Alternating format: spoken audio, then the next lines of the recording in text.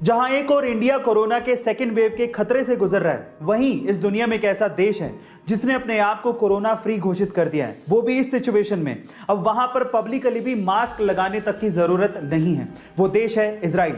पर सवाल ये उठता है कि ये हुआ कैसे? ये हुआ सामूहिक टीकाकरण प्रोग्राम को सुनियोजित तरीके से चलाने की वजह से। सबसे पहले तो वहां के लोगों ने अपनी सरकार पर वैक्सीनेशन के लिए भरोसा दिखाया और वैक्सीनेशन प्रोग्राम में बढ़ चढ़कर हिस्सा लिया। इसके लिए गवर्नमेंट ने एक ऐप लॉन्च किया जिसके थ्रू इजरायली लोगों ने अपने आप को रजिस्टर किया, फिर निर्धारित समय और स्थान पर पहुंचकर वैक्सीन लगवाई और ग्रीन कार्ड हासिल किया। और गाइज, ये सारा का सारा काम बिना कागजी कार्रवाई के किया गया। गाइज, क्या आपको भी लगता है कि इंडिया में भी इजराइल के जैसे ऐसा कुछ होना चाहिए? चैट सेक्शन में जरूर लिखिएगा।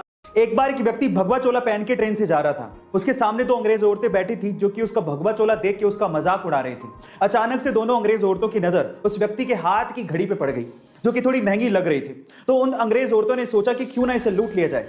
उन दोनों अंग्रेज औरतों ने इस व्यक्ति से कहा कि तुम हमें ये घड़ी दे दो, अदरवाइज हम लोग पुलिस को बुलाएंगे और ये कहेंगे कि तुम हमसे बदतमीजी कर रहे थे। उस व्यक्ति ने बात सुन के भी अनसुनी कर दी और ऐसे रिएक्ट किया कि उसे जैसे सुनाई ही नहीं देता। फिर उन दोनों औरतों ने उसे इशारों से समझाया, पर वो तब भी नहीं समझा। फिर उसके बाद उस व्यक्ति ने दोनों अंग्रेज औरतों को इशारों से कहा कि जो भी कहना है वो लिख के दे दो। तो उन दोनों अंग्रेज औरतों ने ये लिख के दिया कि तुम हमें ये घड़ी दे दो, अदरवाइज हम पुलिस को बुलाएंगे और कहेंगे कि तुम हमसे बदतमीजी कर रहे थे। जब लिख के वो पर्ची व्यक्ति को पकड़ाई तो व्यक्ति ने पर्ची पढ़ी और उसके बाद बोला कि अब पुलिस को बुला लो। गाइस, वो व्यक्ति जानते हैं कौन थे? वो व्यक्ति थे स्वामी विवेकानंदा। एक 20 साल का लड़का कैंसर से लड़ रहा था।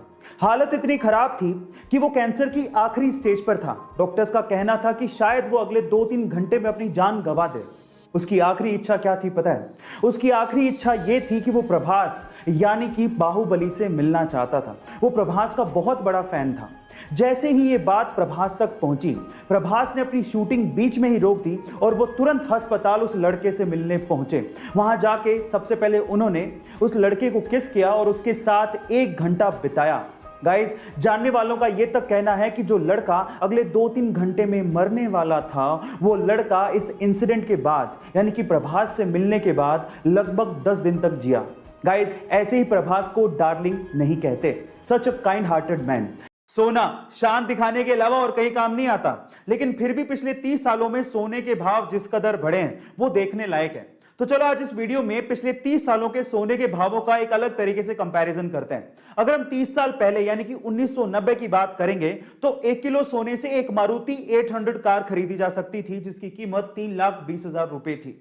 फिर 1995 में 1 किलो सोने से एक एस्टीम कार खरीदी जा सकती थी। 2005 में 1 किलो सोने से एक इनोवा कार खरीदी जा सकती थी। 2010 में 1 किलो सोने से एक फॉर्च्यूनर कार खरीदी जा सकती थी। लेकिन आज 1 किलो सोने से एक BMW X1 कार खरीदी जा सकती है जिसकी कीमत ऑन रोड लगभग 48 लाख रुपए है।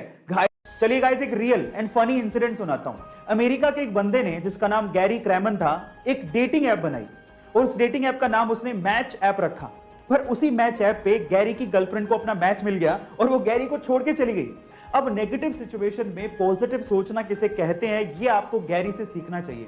जब गैरी से इस बात के बारे में पूछा गया तो उसने कहा कि मुझे दुख तो बहुत हुआ कि मेरी गर्लफ्रेंड मुझे छोड़ के चली गई, लेकिन इस बात की खुशी थी कि मेरी ऐप काम कर रही थी। गाइस, ये इंटरेस्टिंग फनी इंसिडेंट सुन के आपको कैसा लगा चैट सेक्शन में जरूर लिखिएगा और ऐसे अमेजिंग वीडियोस के लिए यूट्यूब पे हमारे चैनल को सब्सक्राइब कर लीजिएगा। पर अगर आप इंस्टाग्राम पे देख रहे हैं तो मुझे फॉलो करना मत भूलिएगा। मिलते हैं अगली वीडियो में।